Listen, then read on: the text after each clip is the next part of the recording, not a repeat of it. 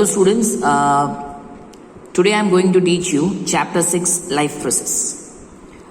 This is one of the most important chapter of the biology of standard 10th, and obviously this is the first chapter of standard 10th biology.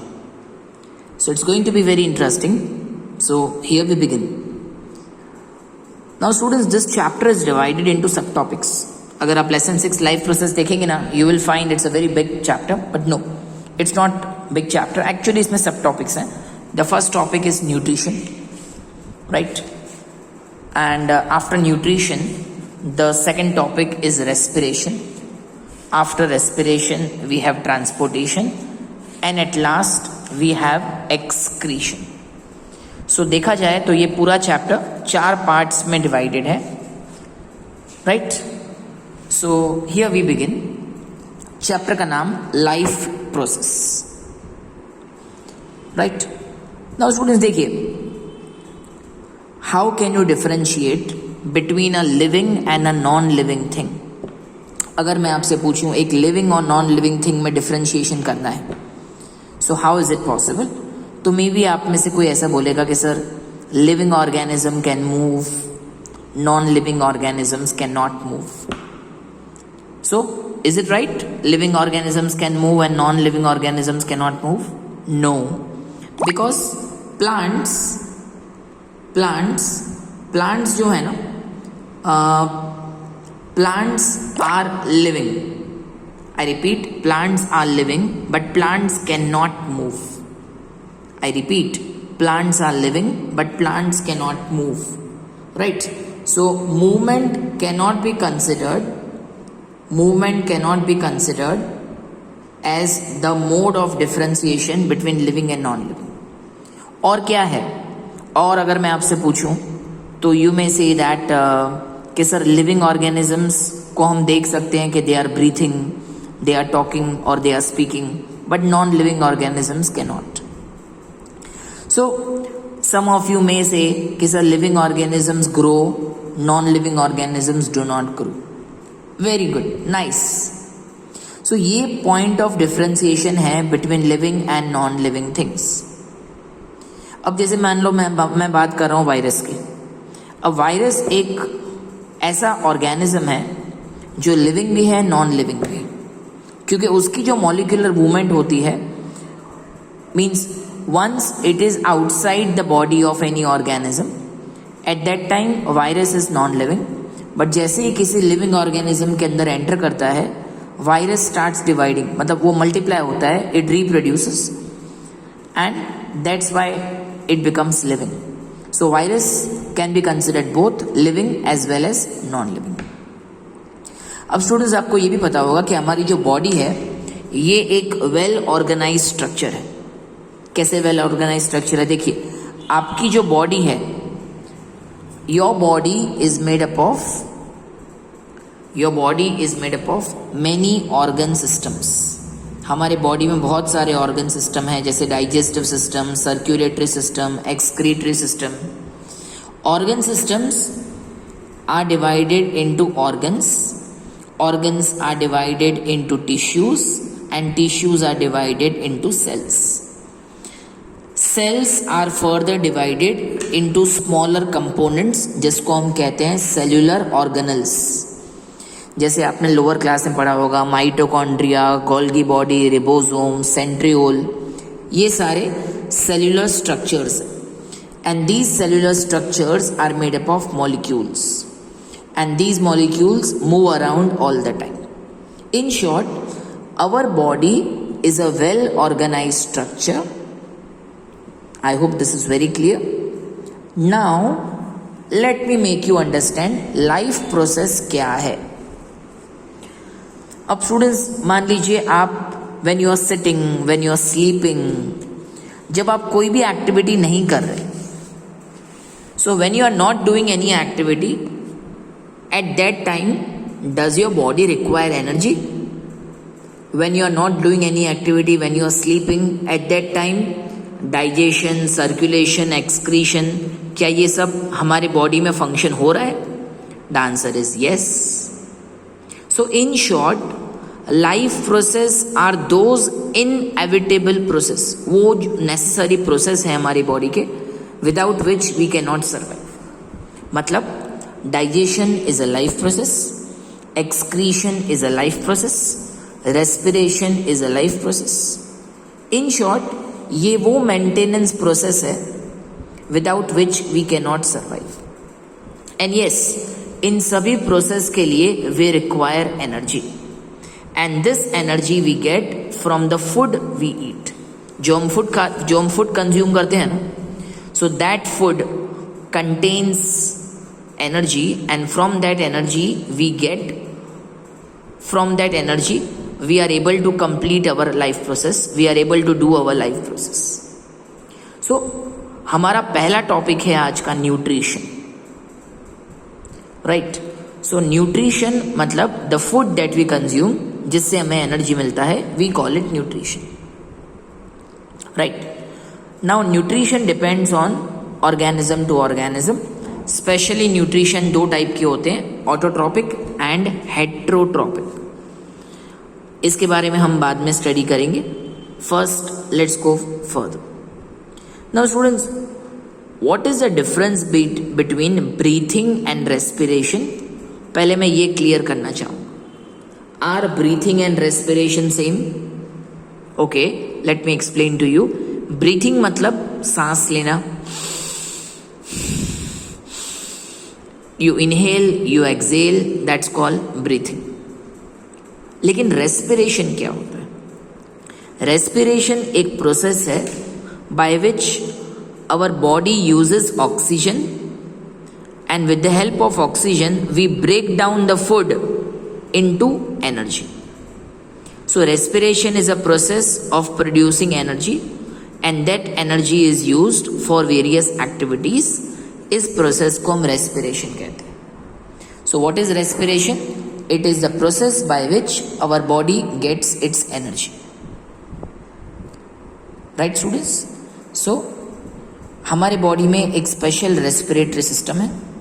जो छोटे छोटे organisms होते हैं ना, अमाइबा, paramecium, जिसमें सिर्फ one cell होता है, उनमें रेस्पिरेटरी सिस्टम नहीं होता। उनमें respiration occurs by diffusion, simple diffusion से सारा काम होता है। But in our body we have a special system which is called respiratory system, जिसके बारे में हम लोग आगे स्टडी करेंगे। Then we have a system in our body which is called transportation system, या इसको हम कहते हैं circulatory system. Now see students, हमारे बॉडी में different cells, different tissues, they need food, they need oxygen, they need many other important things for survival. लेकिन ये जो टिश्यूज और सेल्स की मैं बात कर रहा हूँ, जिनको फूड ऑक्सीजन चाहिए, they also produce carbon dioxide, they also produce waste, और इन वेस्ट को रिमूव भी करना है। So there is a circulatory system in our body, there is a transportation system in our body which carries the food, which carries the oxygen from one part to another part, and which carries the waste or carbon dioxide also to one part from another part. तो इस system को कहते हैं circulatory system या transportation system. Also हमारे body में हर cell they produce waste, they produce carbon dioxide. So this waste has to be removed from time to time. अगर हमारी बॉडी में से वेस्ट रिमूव नहीं होगा time to time, then it will create toxic effect on our body. Toxic मतलब poisonous effect on our body. So हमारे body में एक सिस्टम है which removes the harmful waste out of the body, और उस system को कहते हैं एक्सक्रीशन। फाइन स्टूडेंट्स, तो ये जो पहले दो पेजेस हैं आपके, page number 93 and page number 94, इन दो पेजेस में there is an introduction of this entire chapter, right? There are no specific 2 mark 3 mark answers coming here. So ये दो introductory पेज हैं, पेज 93 and 94। आपका रियल चैप्टर यहाँ से start होता है, the first topic nutrition. So students, let's begin nutrition. To do various activities, to dance, to play cricket, to play football, to ride on a bicycle, इन सब के लिए हमारी body को एनर्जी चाहिए. So in short energy is needed to maintain our body. और इस energy को पाने के लिए our body takes food material from outside, right. So अब क्वेश्चन ये है, how do living things get their food? How do we get food? So different organisms they get food in different ways. For example, herbivorous animals, गाय, भैंस, बकरी, they eat grass, but आप और मैं grass नहीं खा सकते. So we take food in some other way. If I talk about plants, so plants अपना food produce करते हैं. Some bacteria produce their foods. So organism जो अपना food produce करते हैं, they are called autotrophs. Please see this word, autotrophs. And these organisms ये atmosphere में से कार्बन डाइऑक्साइड और वाटर लेते हैं and they produce their own food. In short, these organisms are autotrophs. But आप और मैं, we all are heterotrophs. मतलब we cannot produce our own food. So what we do? We depend on plants और animals. So हमारा जो nutrition का type है वो हेट्रोट्रॉपिक न्यूट्रिशन है. क्या डिफरेंस है? Let's understand. तो पहले हम लोग ध्यान देते हैं autotrophic nutrition. So autotrophic nutrition is a process by which autotrophs take in substances from the outside and convert them into stored form of energy. See, autotrophs क्या करते हैं? They take substance from outside, मतलब they take carbon dioxide, they take water and they convert them into carbohydrates. And this occurs only in the presence of sunlight. और plants ऐसा क्यों कर सकते हैं? बिकॉज प्लांट्स के पास खुद के पास क्लोरोफिल होता है. आपको पता होगा plants are green in colour because they contain chlorophyll. और ये जो कार्बोहाइड्रेट्स प्रोड्यूस करते हैं, so this carbohydrates are utilized by the plants to provide energy. Plants जो carbohydrates बनाते हैं, from that carbohydrates they get energy. और जो carbohydrates एक्स्ट्रा होते हैं हमारे उनकी बॉडी में, जो carbohydrates वो यूज नहीं करते, they get stored in the plants in the form of starch. I repeat, जो कार्बोहाइड्रेट्स वो यूटिलाइज नहीं करते हैं वो उनकी बॉडी में स्टोर हो जाते हैं in the form of starch. So I repeat, talking about autotrophic nutrition. Autotrophic nutrition एक ऐसा प्रोसेस है by which plants take carbon dioxide, water from the nature and with the help of sunlight and chlorophyll they prepare their own food. Which food? They prepare carbohydrates. And this carbohydrates is useful to synthesize, means to produce energy. और जो carbohydrates वो use नहीं करते, they get stored in plants in the form of starch. अच्छा, जो animals होते हैं ना, जैसे आप और मैं, we are also animals. Human beings are animals.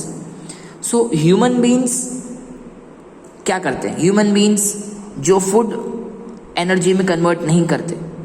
So human beings convert those foods into glycogen. हमारे बॉडी में वो फूड स्टोर हो जाता है in the form of glycogen.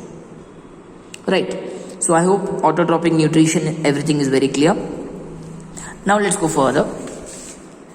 Look at this equation, students.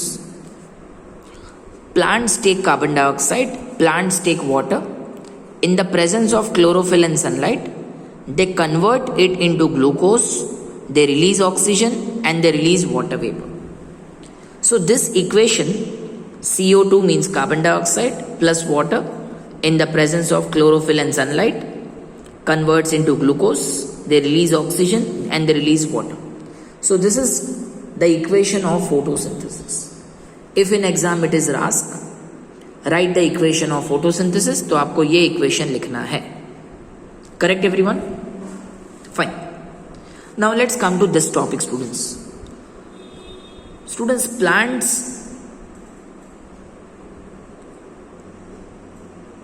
जो उनका प्रोसेस है of producing food, this process can be divided into 3 events. The first event is plants direct sunlight को absorb कर सकते हैं because they contain chlorophyll.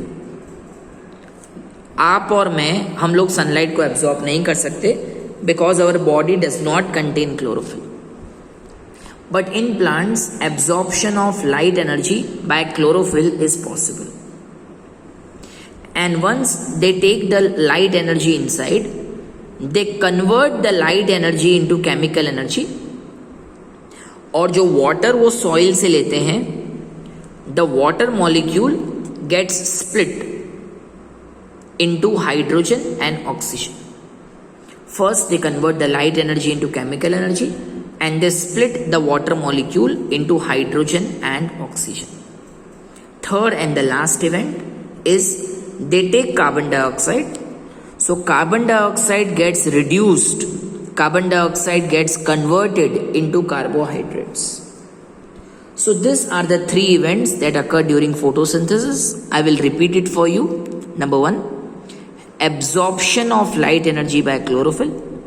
Number 2, light energy gets converted into chemical energy and the water molecule gets split into hydrogen and oxygen.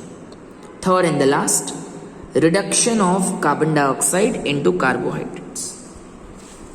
अब students ये जो तीन events हैं, it's not necessary कि ये सबसे पहले होगा, उसके बाद ही ये होगा, इसके बाद ही ये होगा. No, they can take place in any order. For example, जो डेजर्ट प्लांट्स होते हैं, आई रिपीट, जो डेजर्ट प्लांट्स होते हैं, they take carbon dioxide only at night.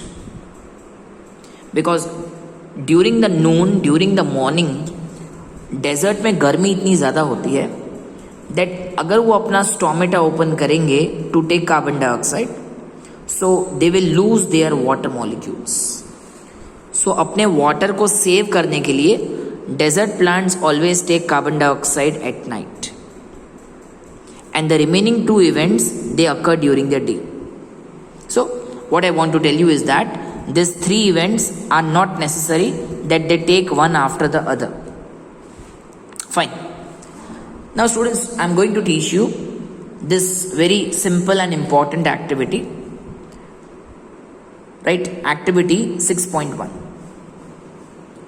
अब स्टूडेंट्स, क्लोरोफिल आपकी बॉडी और मेरी बॉडी में नहीं है.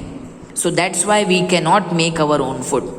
इसका मतलब ये हुआ that chlorophyll is very essential for photosynthesis. Do you agree?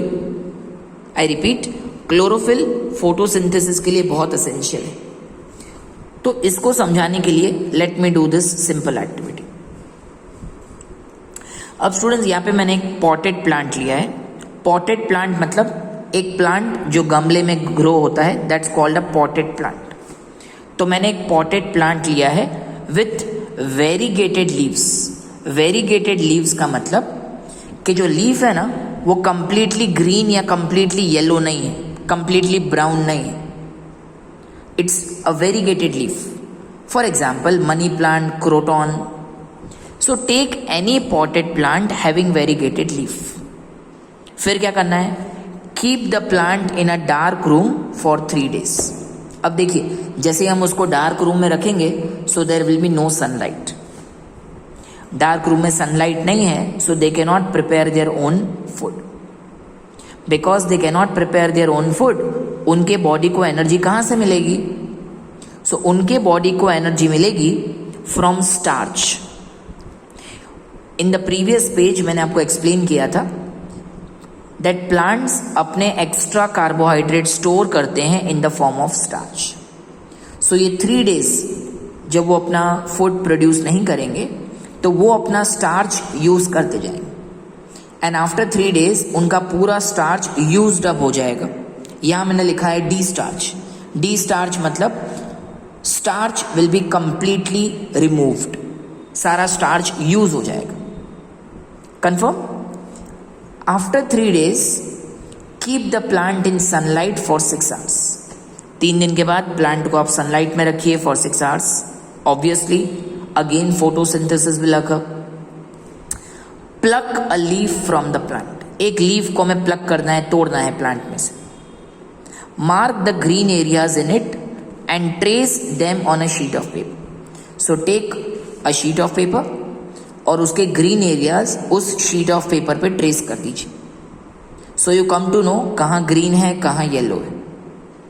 उसके बाद जो एक लीफ आपने प्लग किया प्लांट में से, उसको डिप करना है in boiling water.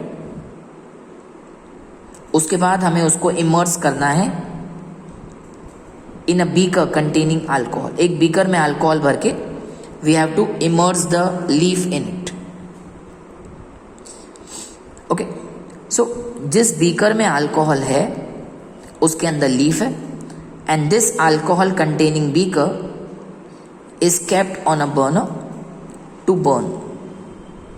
Right, so यहां पे हमने एक वाटर बाथ किया है. Have a look what is a water bath.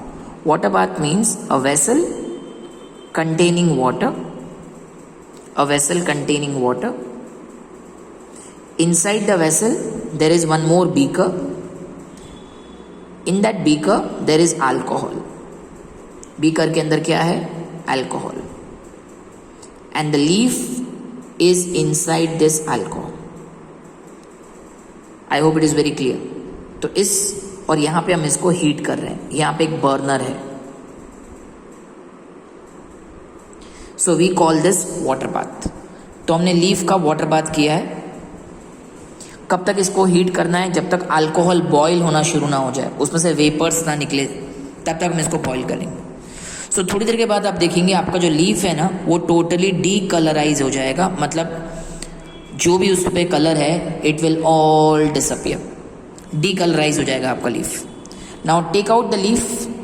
Leaf को बाहर निकाल दीजिए और उसको एक आयोडीन सोल्यूशन के अंदर डिप करना है. आई रिपीट, लीफ को डिप करना है in iodine solution. Now rinse off the iodine solution. Leaf को ऐसे ऐसे आप रिंस कर दीजिए. Now see, you will find that leaf के कुछ हिस्सों में in some part you will find a bluish black color like this. सारा का सारा लीफ ब्लूइश ब्लैक नहीं हो जाएगा, कुछ एरियाज ब्लूइश ब्लैक हो जाएंगे. आपको पता है कौन सी एरियाज ब्लूइश ब्लैक हो जाएंगी? विच कंटेन क्लोरोफिल. जो एरिया पहले ग्रीन थे ना वो ब्लूइश ब्लैक हो जाएगी. What does it mean? It means that पहले तो आप ये समझिए कि हमने आयोडीन क्यों यूज किया. सो प्लीज नोट डाउन जो मैंने नोट किया है. आयोडीन सोल्यूशन हमने इसलिए यूज किया because it is a starch indicator. Please note down, iodine solution is a starch indicator. It means अगर मेरे किसी भी फूड में स्टार्च है, अगर मैं उसमें आयोडीन डालूंगा so that will become bluish black.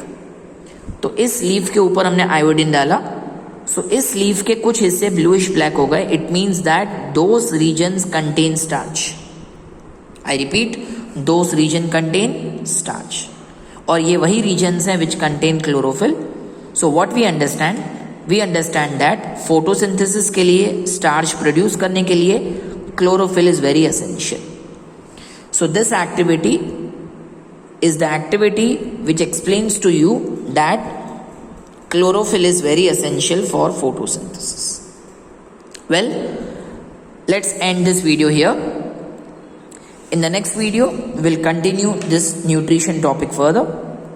If you have any doubt, do let me know, and keep learning and keep increasing your knowledge. Thank you and have a great day.